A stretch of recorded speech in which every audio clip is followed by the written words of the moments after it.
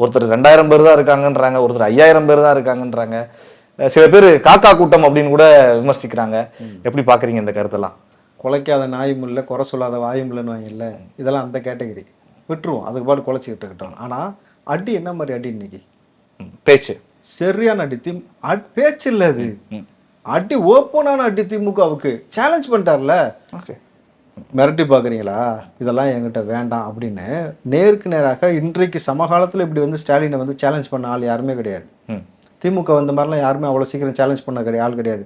Challenge பண்ண ஆள்லாம் ஒருத்த எம்பி சீட்டு வாங்கிட்டு அங்கே போய் உட்காந்தாலும் உண்டு, கட்சியை கழிச்சிட்டு போய் வேறு கட்சியில் சேர்ந்தாலும் உண்டு. ஆனால் இங்கே இவர் ரொம்ப கிளியர் கட்டாக ஒரு சேலஞ்ச் பண்ணுறாரு. என்னென்னு, நீ இப்படின்னு அடக்குமுறை பண்ணி கையை தூக்காத, காலை தூக்காத, என் மக்களை சந்திக்காத, என் மக்கள்கிட்ட பேசாத, இந்த இடத்துல நிற்காத, அந்த இடத்துல நிற்காதுன்னு இப்படி பண்ணிக்கிட்டு இருந்தேன்னா நான் மக்கள்கிட்ட சொல்லிட்டு நேரடியாக வந்துடுவேன். விச் மீன்ஸ் நாகப்பட்டினம், திருச்சி, கோயம்புத்தூர், கன்னியாகுமரி போக மாட்டேன், நேராக தேனாம்பேட்டுக்கு வருவேன்.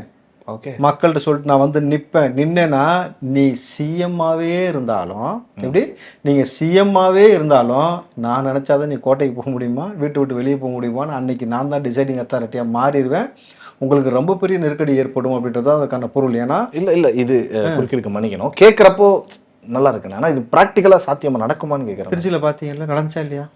இல்லை, ஒரு நிர்வாகத்தை நீங்கள் சொல்கிறீங்க இல்லையா, தேனாம்பேட்டை அப்படின்னு சொல்லி அலுவலகத்தை, அது நடைமுறையில் சாத்தியமான? சரி தம்பி, நான் சொல்கிறேன், ஒன்றும் இல்லை தம்பி.